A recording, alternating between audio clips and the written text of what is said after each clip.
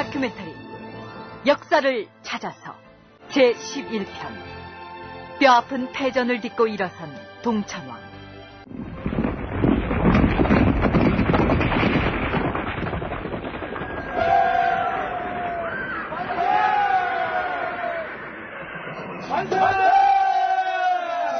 대왕마마, 우리나라 군사와 동맹군을 맺어 그동안 우리 고구려를 괴롭히던 공선을 크게 무찌르고 돌아왔습니다. 그래, 장수 대가는 수고하였다. 그래, 크게 무찌르고 돌아왔다고 했는데 공소년 일당은 어찌 되었는고? 우리 고구려가 동방 진출을 귀할 때마다 우리를 괴롭히던 공손의 일당은 이제 더 이상 맥을 못 칠 지경으로 멸망하였사옵니다. 잘하였다. 비록 위나라와 힘을 합해서 이룩한 전과지만 그대와 고구려 병사들이 장하고도 용맹스럽도다. 자, 싸움에서 이곳 전장에서 돌아온 장졸들을 위해서 잔치를 베풀도록 하라. 고구려의 제11대 임금 동천왕이 중국의 위나라와 합세하여 공손씨 세력을 물리치고 돌아온 장졸들을 환영하는 장면을 잠깐 드라마로 꾸며봤습니다. 당시 공손씨 세력은 국가체제를 갖춘 대단한 세력은 아니었습니다만 위나라와 고구려의 사이에 끼어서 두 나라가 동방으로 진출하려고 할 때 반드시 거쳐야 할 길목에 자리 잡고 있었습니다. 고구려와 위나라의 이해관계가 일치해서 동맹군을 편성하여 공손씨 세력을 멸망시키긴 했는데 그것이 오히려 두 나라의 긴장관계를 강화시키는 쪽으로 작용했던 것 같습니다. 고구려 연구재단 이성재 연구위원의 얘기를 들어보기도 하겠습니다. 중국 세력과의 방파제 역할을 할 수 있는 것이 일종의 이제 그 공손씨 세력이었는데 당시에는. 근데 그 세력이 이제 위나라와 관계가 좋거나 아니면 그 방파제 역할을 제대로 수행하는 적도 있지만 마침 요 시대는 그 공손씨는 이제 방파제 역할을 수행하기보다는 그 한편은 방파제면서 고구려를 계속 이제 압박해오는, 그러니까 부여하고 연결이 돼서 북쪽과 서쪽에서 이제 고구려를 압박해오는 그런 형세였기 때문에 고구려로서는 이제 그 배후에 있는 위를 이용을 해서 그 공손씨 세력을 약화시키거나 아니면 제거할 수밖에 없는 그런 형세였죠. 근데 결과적으로는 그렇게 되고 나서 보니까 고구려와 위나라 사이에서 완충시대 역할을 하던 곳이 바로 공손씨 세력이었는데 그 세력이 멸망하고 그 땅을 위나라가 차지해버리고 나자 이제 두 나라는 국경을 마주하게 됩니다. 그런데 왕이 장수를 보내 요동 서안평을 격파하였다. 동천왕 16년에 고구려는 위나라가 차지하고 있던 요동 지방의 서안평을 선제 공격했던 것으로 기록되어 있습니다. 위나라와 손잡고 동맹군을 편성하여 공손씨 세력을 물리친 지 4년 만에 어째서 고구려는 위나라를 쳐들어갔을까요? 우리가 위나라 군사를 도와서 요동지방의 배후를 공격하지 않았다면 어찌 공소년 일당을 무찌를 수 있었겠는가? 수천의 군사를 동원해서 전쟁을 승리로 이끌었는데 위나라는 그 땅을 자기들이 모두 차지하고 말았다. 이대로 참아 넘길 수는 없는 일이다. 여봐라! 군사를 이끌고 가서 요동의 서안평을 공격하라!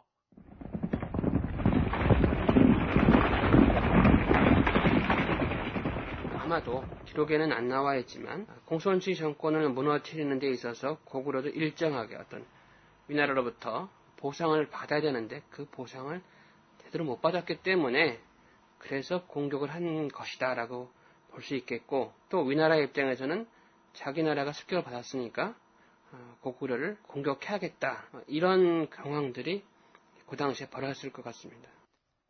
삼국사기에는 전후 설명이 따로 없으나 두 나라 군사가 동맹을 맺어 공손씨 세력을 멸망시킨 지 불과 3년 만에 고구려가 선제 공격을 감행한 것은 전후 처리 과정에서 고구려가 위나라에 크게 손해를 받기 때문이었을 것이라고 우리 역사문화연구소 김용만 소장은 진단합니다. 또 한 가지, 동천왕이 요동의 주요 거점인 서안평을 공격한 것은 당시 위나라가 총나라, 오나라와 치열한 경쟁을 벌이고 있었기 때문에 요동 방면 방어에 전력을 쏟을 겨를이 없을 거란 계산을 했겠죠. 어쨌든 격습하여 무찔렀다는 의미의 습파하였다라는 삼국사기의 표현으로 미루어 고구려는 첫 선제 공격에서 승리를 했던 모양입니다. 그리고 다시 4년 뒤인 동천왕 20년, 이번에는 위나라가 대군을 이끌고 고구려를 먼저 침공에 들어옵니다. 위나라로서도 동방 진출을 가로막고 있는 고구려의 기세를 꺾어 놓아야겠다고 판단했을 것입니다. 이성재 연구위원의 얘기 다시 들어보시죠. 공손씨 세력이 이제 무너지고 나서 그 땅을 이제 위나라가 차지합니다. 그러면서 위나라는 동시에 고구려 남쪽에 쓰던 낭랑대방이라고 하는, 과거에는 이제 공손씨가 그것을 관할했는데 그 위나라가 그것을 이제 들어오면서 다시 다 차지하게 되니까 고구려 입장에서 보면 그 위나라가 요동 방면 쪽과 서쪽과 그리고 남쪽 방면에서 이제 압박하는 그런 형사가 되고, 실제로 위나라도 통치력을 이제 자꾸 이렇게 부식하려고 하는 모습을 이제 보이게 되죠. 그러다 보니까 이제 고구려로서는 선제 공격을 하게 되는데, 지금은 이제 단동, 그러니까 압록강 바로 건너편에 그것을 이제 선제 공격을 하고, 그것에 의해서 위나라와 고구려 간에 이제 전쟁이 벌어지게 됩니다. 결과적으로 동천왕은 장기간에 걸쳐 격렬하게 진행된 이 전쟁에서 중국의 위나라 군사에 의해 수도가 점령당하여 짓밟히는 참혹한 패배를 기록합니다. 이제 그 전쟁의 전말을 차근차근 짚어가 보도록 하겠습니다.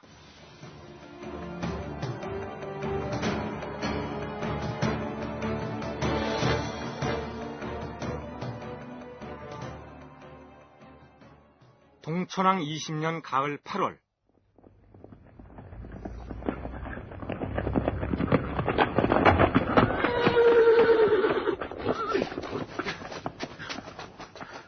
대왕마마, 위나라의 대군이 지금 우리 고구려를 향해 쳐들어오고 있사옵니다.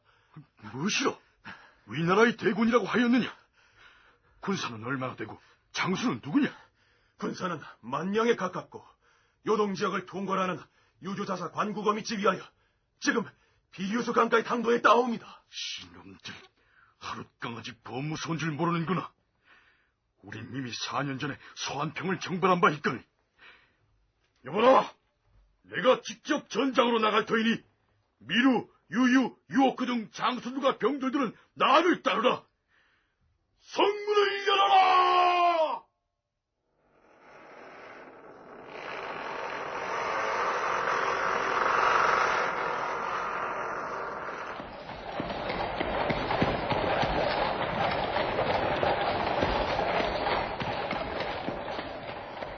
그런데 그동안 우리가 소개해드렸던 전쟁과는 그 전개 방식이 조금은 다르지 않습니까? 이전까지 고구려는 중원 국가에서 쳐들어온 적을 견고한 산성의 의지에서 맞아 싸웠는데, 이번에는 성을 떠나서 비류수 강가로 적군을 맞이하러 가고 있습니다. 고구려는 보병과 기병 2만을 동원한 것으로 나와 있는데, 기병 중에서 5,000원 철갑으로 무장한 철기병이었습니다. 드디어 강을 사이에 두고 군사들이 대치하게 되었는데,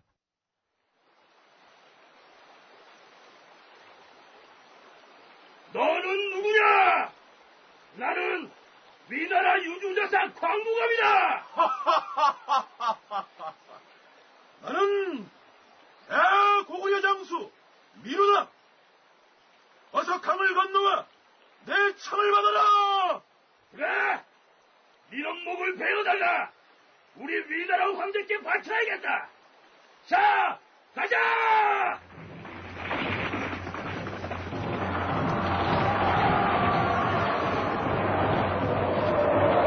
건너오는 위나라 군사를 한 놈도 남기지 말고 모두 목을 베어라.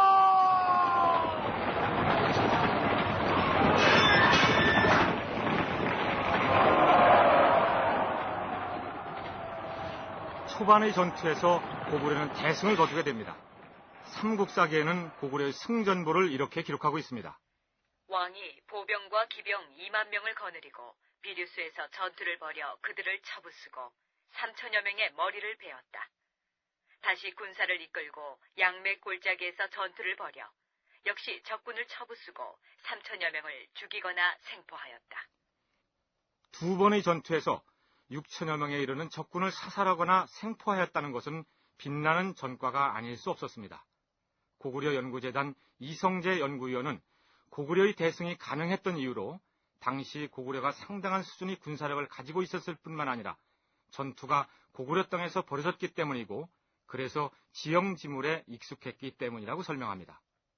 당시 이때에 그런 철갑 기병이 진짜 있었을지 그거는 뭐 확답을 할 수 없지만 적어도 철기라고 표현을 낼 수 있을 정도로 상당한 무장을 갖춘, 그리고 그들이 5,000씩이나 되는 그런 대병력을 동원할 수 있고, 당시 이제 위나라 군대 같은 경우는 이제 그 삼국에서도 이제 그 주요한 그런 국가였던 그런 국가의 군대와 정면을 맞아 싸웠던 전투에서 그 승리했었다는 건 당시 고구려의 그 군사력이라든가 아니면 군사 장비라든가 그런 것도 상당 수준에 벌써 이제 들어서고 있었던 것을 이제 보여줄 수가 있겠죠. 그 아마도 그런 의미에서 또 그 전장터가 아무래도 고구려 땅 안에서 벌어진 거고 그러니까 지형적인 그런 이점도 살려서 우리 역사문화연구소 김용만 소장 역시 동천왕이 비주스 하천이라는 지형지물을 절묘하게 이용했기 때문에 대승을 거둘 수 있었을 것이라고 분석합니다.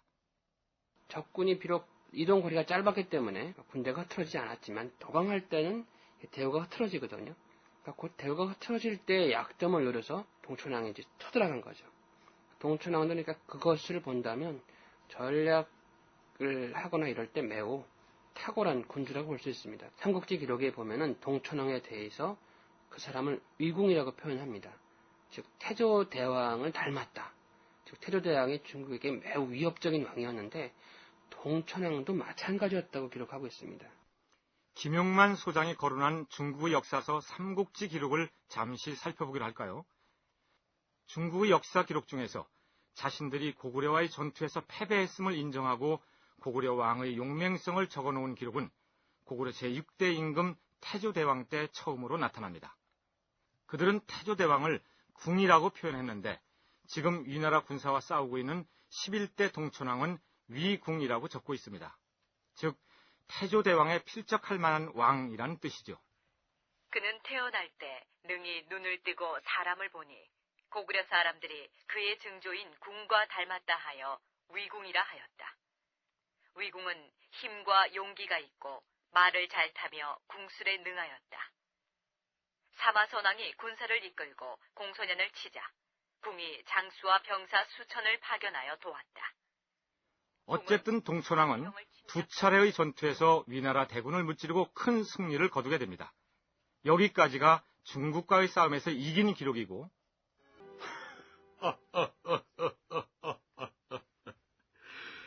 위나라의 대병력이 오히려 우리 고구려의 적은 군사만도 못하지 않느냐.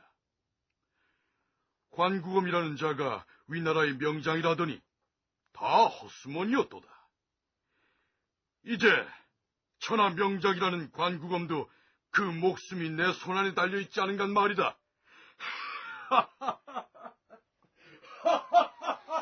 동천왕이 고구려 군사들 앞에 두고 했다는 이 얘기는 웃음소리만 빼놓고는 모두 삼국사기의 내용 그대로입니다. 기록대로라면 동천왕이 동원한 고구려 군사는 2만이고 관구검의 위나라 군사는 1만이라고 하였는데 동천왕은 적은 군사로 대군을 무찔러 이겼다고 조화하고 있습니다. 따라서 위나라의 군사는 관구검이 직접 끌고 온 1만 명에다 선비족을 비롯한 여러 세력의 용병들이 가세해서 고구려 군사보다는 규모가 훨씬 더 컸을 것이라고 짐작됩니다. 어쨌든 두 차례의 전투에서 승리를 거둔 동천왕은 기세가 등등하였는데 신하 중에서 신중론을 들고 나온 사람이 있었습니다. 대왕마마, 비록 첫 전투에서 이겼다고는 하나 위나라는 대국이옵니다. 신중히 대처하지 않으면 아니 될 것이옵니다. 우린 벌써 두 차례나 위나라 군사와 싸워 승리를 거두었거늘 무슨 소리를 그리 하는가?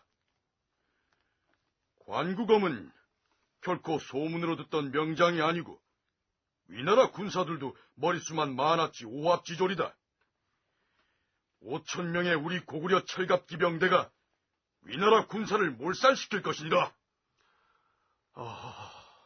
머지않아 이 땅이 쑥대밭이 되는 것을 보게 될 것이니 이 일을 어찌하면 좋단 말인가. 여기서 잠깐 이 등내라는 신하에 대한 삼국사기 기록을 살펴보기로 하겠습니다. 왕의 신하 등내는 왕이 중국을 침략하고 배반하는 것을 보고 이를 중단하기를 수차례 왕에게 간하였다. 그러나 왕은 그 말을 따르지 않았다. 등내는 머지않아 이 땅이 쑥대밭이 되는 것을 보게 될 것이다 라고 말하면서 음식을 먹지 않고 굶어 죽었다. 전쟁에 승리하고 나서 위나라 장수 관구검은 군사들로 하여금 등내의 무덤을 헐지 말며 무덤에 나무를 베지 못하도록 하고 그의 처자들을 찾아 풀어주도록 명령하였다. 김부식은 중국 기록을 토대로 하여 삼국사기를 펴내면서 신하 등내에 관한 기록이 잘못된 기록일 것이라고 그 신뢰성의 의문을 제기하고 있습니다. 동천왕이 중국을 침략하는 것을 배반 행위라고 표현하는 등 다분히 사대적인 표현이 들어있긴 하지만 당시 상황에서 중국과 전쟁보다는 화친을 주장했던 신하는 있을 수 있었겠죠. 어찌되었든 사기충천한 동천왕은 철갑기병 5천을 이끌고 적진으로 진격해 들어갑니다.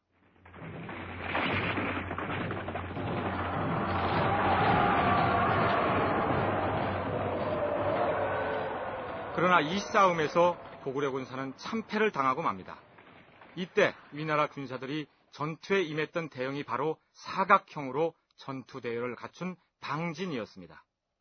특히 이제 평원전에서 이 전술은 이제 그야말로 그 강력한 적과 해서 상당히 효과를 많이 보는 전술의 하나죠. 근데 그것을 고구려는 이제 저쪽 편은 그 평원전에서 아주 익숙한 군대니까 그것에 아주 적합한 그야말로 이제 사지에 몰린 군대니까 그 전투에서 패하면 이제 오갈 곳이 없는 그런 군대였기도 하고 그러니까 그런 여러 가지 그런 조건을 가지고 있는 군대였고 그런 전술도 자기들이 이렇게 아는 전술을 써서 그 철기 5천을 중심으로 한 고구려군 2만 명의 이제 그 대적을 한 거죠. 이제 거기에 대해서 이제 고구려군은 그야말로 이제 정면으로 그동안에 이제 두 차례 전투에서 이제 크게 승리했고 그렇기 때문에 그 승세를 타서 그야말로 이제 덮쳤던 것 같은데. 고구려는 이제 철기군 5천 명을 앞세우고 나머지 보병들과 함께 쳐들어갑니다. 그런데 양매국 전투에서 관구검은 방진이라는 그 전법을 활용합니다. 그것은 보병들이 그 기병들을 상대할 때 쓰는 방법인데 정확히 사각형을 이룬 상태에서 앞에 긴 창을 내밀고서 이제 고구려 군대를 맞서는 거죠. 철기 군단이 어떻게 쳐들어갔다가 저게 창에 찔리고 그럼 철기 군단이 진군하지 못하고 쓰러지면은 그 뒤에 다가오는 병사들이 갈 길을 모르는 거죠. 브레이크에 걸리니까 예열이 흩어지고 그러면서 위나라 군대가 밀고 들어오니까 방진은 평소 평원 전투에 단련돼 있던 위나라가 즐겨 쓰던 전법이었는데 그동안 험한 산성이나 지형지물을 이용한 개국 전투에 익숙해온 고구려군에게는 생소할 수밖에 없었고 또한 고구려군은 자만심에 들떠 있었던 데 반하여 위나라 군사는 더 밀리면 끝장이라는 각오로 싸웠기 때문에 고구려가 패전할 수밖에 없었다는 것이 이성재, 김용만 두 전문가의 공통된 분석입니다. 동천왕은 철기 5천 명을 거느리고 진격하였다. 관구검이 방진을 치고 결사적으로 싸우자 고구려 군사가 대패하여 사망자가 18,000명이었다. 왕이 기병 1,000여 명을 거느리고 압록원으로 도주하였다. 2만 군사 중에서 1만 8천을 잃고 겨우 1,000여 명의 패잔병과 함께 왕이 도망가는 신세가 돼버린 것입니다. 전쟁이 벌어진 지 2개월 뒤 위나라의 관구검은 고구려의 수도를 점령합니다. 삼국사기에는 관구검이 환도성을 공격하여 함락시키고 백성들을 도륙하였다라고 기록하고 있습니다. 위나라에 의한 파괴와 약탈이 자행됐을 것은 뻔한 일이죠. 앞에서 등내의 무덤을 헐지 못하게 하였다라는 기록을 통해서 알 수 있듯이 이때 고구려 왕조의 무덤들도 위나라 군사들에 의해 크게 훼손됐을 것으로 보입니다. 고구려 왕은 지금 어찌 되었는가? 네, 기병 1,000명과 함께 남옥조 방향으로 도주하였사옵니다. 장수 왕기는 군사를 끌고 추격하여 도주한 고구려 왕의 목을 베어오너라. 예, 장군. 자, 가자!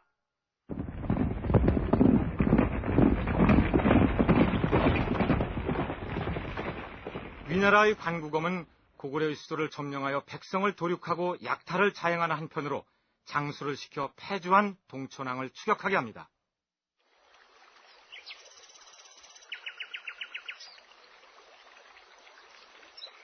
한편 남옥저로 도주하는 길에 중령국에 이른 동천왕 곁에는 대부분의 군사가 흩어져 버린 상황에서 장수 미루가 곁에 남아 왕을 후위하고 있었습니다. 대왕 마마, 지금 추격해오는 적병이 가까운 거리에 있어서 이제 더 이상은 피할 수 없는 형세가 되었사옵니다. 소전이 나서서 결사적으로 나가 싸울 터이니 대왕 마마께서는 그 사이에 새끼로 피하시옵소서. 아니 된다. 어찌 미루 너 혼자 나가 싸우려 하느냐?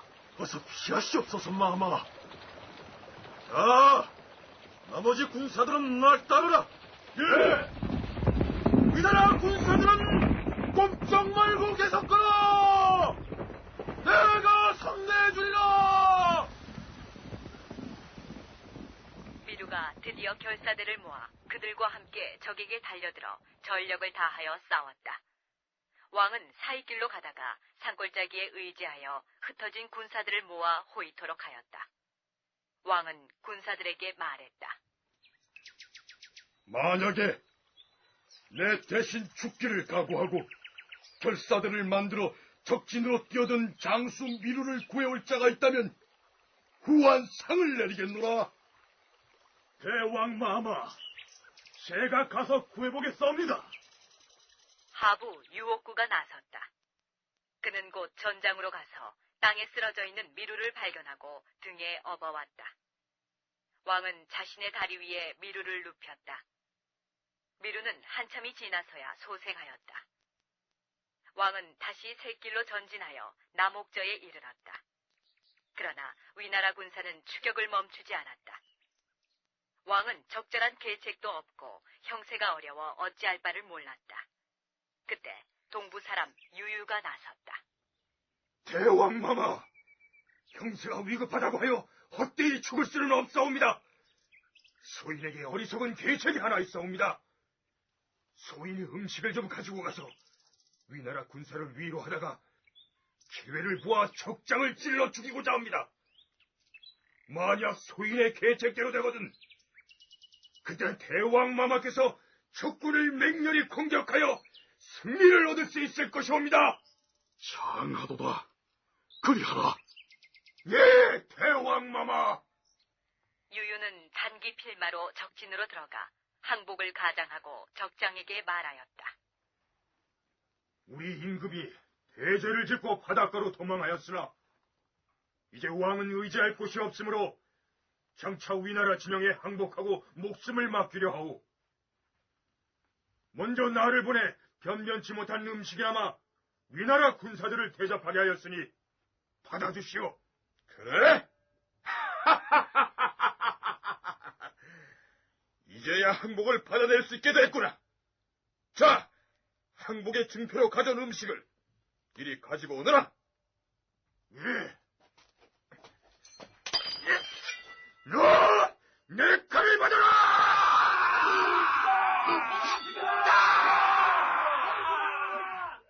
유유가 식기에 칼을 감추어 가지고 나아가서 칼을 뽑아 위나라 장수의 가슴을 찌르고 그와 함께 죽었다.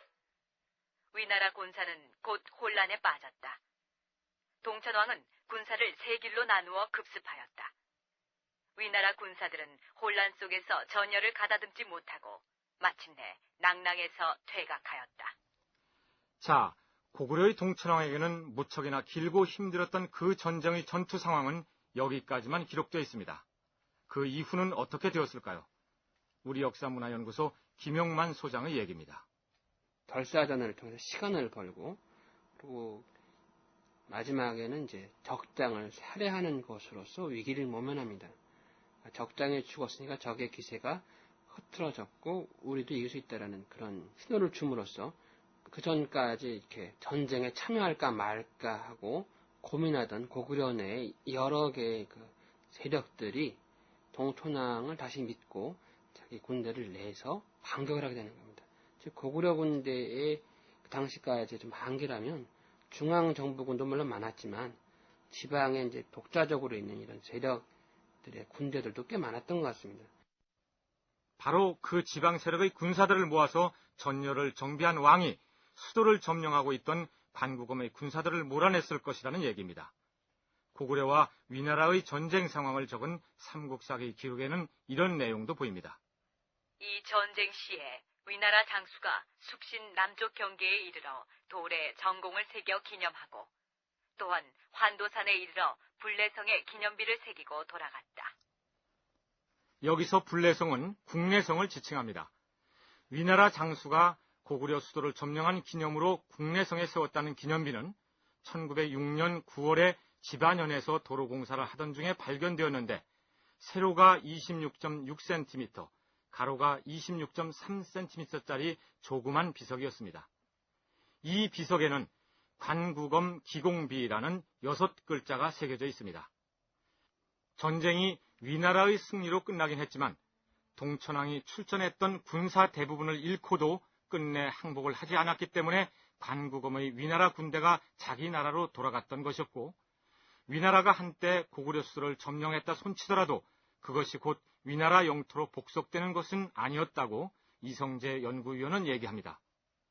유유가 이제 적장을 찔러 죽이게 되는 그 장면도 어떻게 그 적장을 만날 수 있었냐면 그 왕의 항서, 그러니까 항복의 문서를 들고 왔다 했기 때문에 적장을 만날 수 있었고 그래서 이제 살해를 할 수 있었던 건데 그때까지는 그러니까 고구려에서는 그 항복의 의사라든가 끝까지 이제 항전을 하려고 하는 그런 것들이 있는 것이고 더 나아가서는 그 왕을 비롯한 고구려 사람들의 항전이 계속 있는 한 환도산성을 올라가서 이제 결국 이제 차지를 했지만 그것을 이제 확보해가지고 점거하고 그것을 이제 위나라의 땅으로 삼을 수 있는 그 상황은 아니었다는 거예요. 궁궐로 돌아온 동천왕은 그 전장에 대한 공적을 결산하는 자리에서 다음과 같이 논공 행상을 합니다. 왕을 피신시키기 위해 목숨을 내던져 싸우다 부상당한 미루에게는 거곡과 청모곡을 내리고 위험을 무릅쓰고 미루를 구한 옥구에게는 압록과 두눌하원을 시급으로 삼게 하노라. 적장을 찔러 죽이고 함께 전사한 유유에게는 후사자 벼슬을 추증하고 또한 유유의 아들 다우를 대사자로 임명하노라. 전쟁은 끝났지만 그 전쟁이 남긴 상흔은 가벼운 것이 아니었겠죠. 더군다나 당시의 전쟁 양상은 상대로부터의 약탈이 목적이었던 경우가 많았다고 하니 고구려의 궁궐을 비롯한 수도의 모습이 온전했을 리가 없었겠죠. 우리 역사문화연구소 김용만 소장의 얘기입니다. 고대 사회에서 그 전쟁의 목적은 여러 가지가 있는데 전쟁에 참여하는 군사들에게 전쟁 참여를 독려하는 가장 중요한 것은 너희들이 전쟁에 이겨서 약탈을 해라 이겁니다. 위나라 군대도 고구려의 수도를 점령했으니까 당연히 그 군사들이 어마어마한 약탈을 통해서 한몫받겠죠. 당연히 고구려 수도가 많이 훼손됐을 겁니다. 고구려의 역대 기록들도 훼손됐을 테고 일부 무덤도 당연히 손상이 됐을 테고 또 왕궁도 불탔을 테고요. 그렇기 때문에 전쟁에서 중요한 그 수도 같은 게 함락이 되면 그 피해가 막심할 수밖에 없습니다.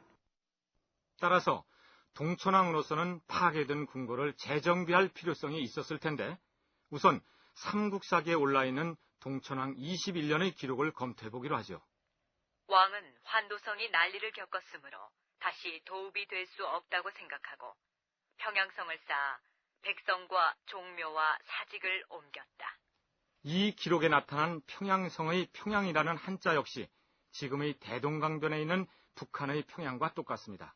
그렇다면 당시 동천왕의 도읍을 평양성으로 옮겼구나. 당연히 이렇게 받아들여야 할 텐데 고구려 연구학자들 생각은 그렇지 않습니다. 고구려 연구재단 김현숙 연구위원의 얘기를 들어보시죠. 설이 좀 많은데 제가 먼저 이병두 선생님 같은 경우는 강계설을 얘기를 했고요. 강계는 일단 집안에서 압록강 건너서 바로 가면은 제일 첫 번째 만난 큰 도시가 강계예요. 요즘은 또 예를 들어 조법종 선생님 같은 경우에는 오히려 환인 쪽으로 갔을 것이다. 그러니까 환인의 나합성, 그걸 얘기를 하고 있고, 또 일부는 이제 이때 파괴된 성은 환도성, 그러니까 환도산성 내에 그 궁전지하고 이게 다 파괴됐으니까 오히려 국내성, 평지성을 다시 재건축해서 그쪽으로 건너갔을 것이다. 이렇게 보는 사람도 있고. 그렇다면 역사학자들은 왜 삼국사기에 나타난 평양성이 대동강변의 평양이 아니라고 판단하는 것일까요? 김용만, 이성재 두 고구려 연구학자의 얘기를 차례로 들어보시겠습니다.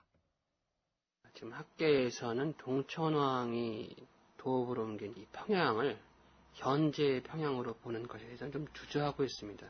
왜냐하면 동천왕 시기에 아직 평양이라는 곳은 낙랑군이 있었다라고 보기 때문입니다. 근데 학자들마다 다른 견해들을 갖고 있죠. 특히 북한에서는 동천왕 시대 때 도읍으로 옮긴 곳이 혹시 평양, 현재 평양 지역의 청호동 토성이라든지 이런 쪽이 아닐까 하는 견해들도 있고요. 삼국사기 기록에는 고구려가 도읍으로 옮긴 기록이 한 8번 정도가 나오는데 그 기록이 매우 단순합니다.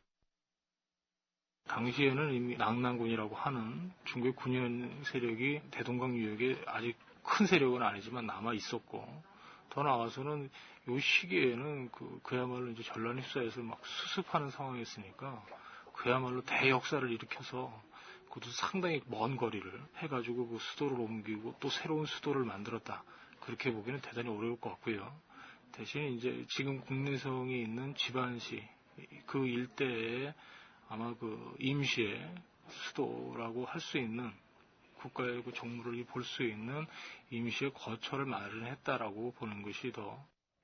뿐만 아니라 이때 벌써 평양으로 도읍을 옮겼다면 평양 지역의 고구려 유적이나 유물 중에서 3세기 때의 것들이 나와줘야 하는데 발견되지 않는 점, 그리고 언제 다시 환도성으로 옮겼는지를 알 수 있는 후속 기록이 뒷받침되지 못한 점들도 삼국사기에 기록된 평양성을 현재 북한의 평양으로 간주하기 어렵게 만들고 있습니다. 그 부분은 새로운 자료나 유물 유적이 발굴되어서 궁금증을 풀 날이 오기를 기대할 수밖에 없겠죠. 여기서 삼국사기의 기록 하나를 더 검토하고 넘어가기로 하겠습니다. 동천왕 19년 10월 군사를 출동시켜 신라 북쪽 변방을 침공하였다. 동천왕 22년 봄 2월 신라가 사신을 보내와 화친을 맺었다. 고구려 건국 이후 고구려와 신라와의 관계가 동천왕대 기록에 처음으로 나타납니다. 동천왕 19년에는 신라 북방을 침공했다는 것이고 3년 뒤에는 신라가 사신을 보내와서 화친을 맺었다는 기록인데, 그 당시의 고구려와 신라의 군사 관계나 애교 관계는 어땠을까요? 고구려가 신라와 그 당시에 분명히 접촉하고 충돌했던 것은 분명합니다.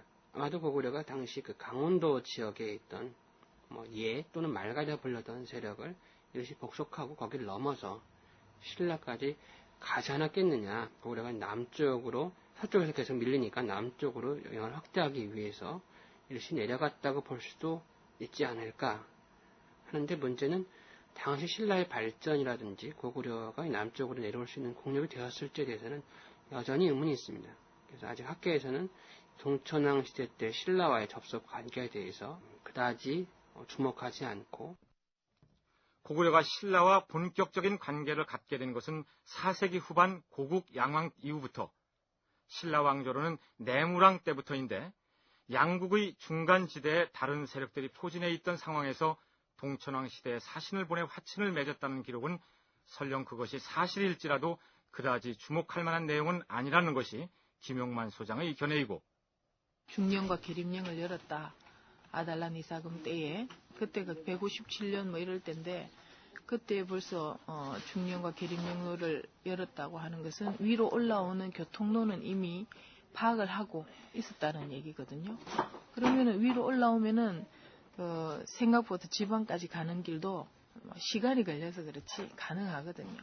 요즘 생각하면 옛날에 교통로도 안 좋은데 또 중간에 막 적들이 막 있는데 가능하냐 하는데, 적대적인 군대, 무장한 군대가 움직이는 것은 어렵지만. 김현숙 연구위원 역시 신라에서 고구려에 이르는 교통로는 그 이전부터 열려 있었기 때문에 몇몇 사신이 보찜 장수로 위장해서 작심하고 떠난다면 중간에 거치게 되는 세력들의 경계가 요즘의 국경처럼 견고하지 않으니까 얼마든지 왕래는 가능했을 것이라고 진단합니다. 어쨌든 두 나라가 화친을 맺었더라도 그것이 지속적인 관계로 이어질 형편은 아니었다는 얘기입니다. 동천왕은 왕위에 오른 지 22년째 되던 해 2월에 세상을 떠납니다.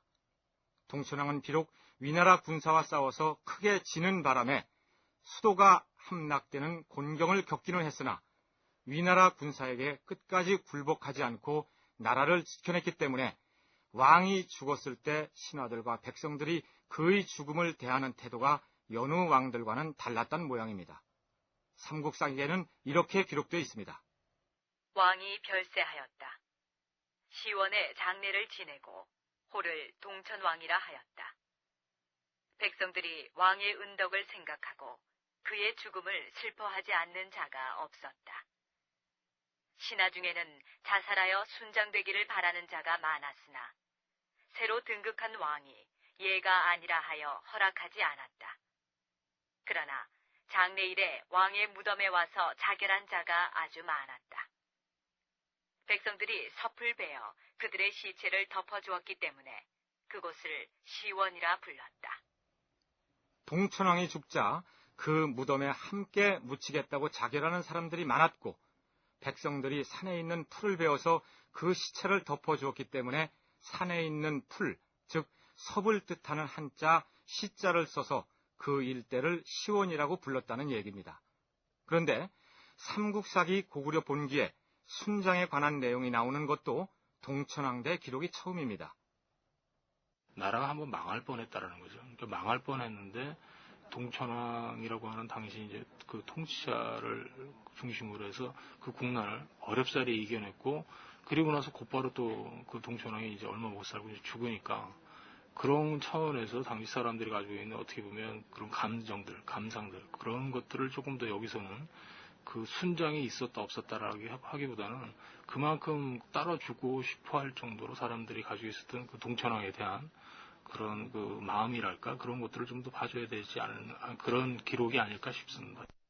고구려 연구재단 이성재 연구위원은 따라 죽겠다고 하는 백성들이 많을 만큼 동천왕의 죽음을 아쉬워했다는 당시 백성들의 마음을 읽으면 된다는 것이라고 얘기하는데, 김현숙 연구위원은 따라 죽으려는 사람들을 새로 등극한 왕이 예가 아니다라며 말렸다는 내용으로 봐서 이때 이미 고구려의 순장 제도가 없어졌다는 것을 알 수 있다고 해석합니다.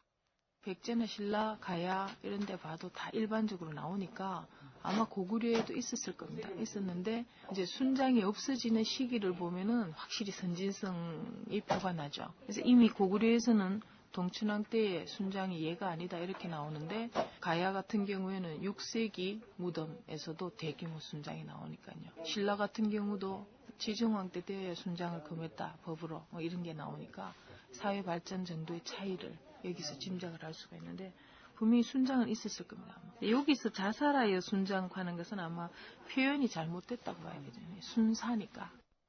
고구려가 선진 문물을 가장 일찍 받아들였기 때문에 순장 풍습이 없이 가장 먼저 없어졌을 것이라는 분석입니다. 그런데 목숨이 앞깎이는 옛날 사람도 요즘 사람과 마찬가지였을 텐데, 아무리 추앙하고 따르던 왕이 죽었다고 해서 스스로 그 무덤에 매장당하기를 원했다는 부분이 선뜻 이해가 되십니까? 우리 역사문화연구소 김용만 소장의 설명을 들어보기로 하죠.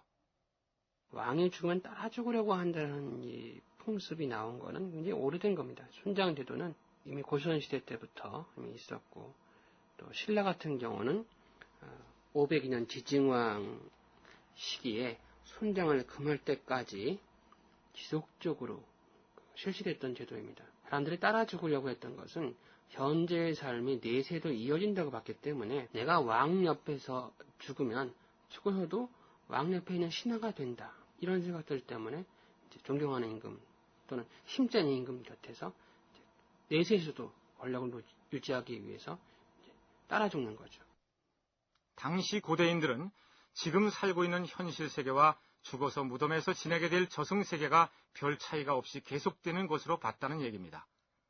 고대인들의 이런 내세관은 고분벽화에서도 나타나는데 그 부분은 고분벽화를 따로 다룰 때 짚어보기로 하겠습니다. 동천왕은 죽었고 연불이라는 이름을 가진 그의 아들이 왕위에 올라 고구려의 제12대 임금 중천왕이 됩니다.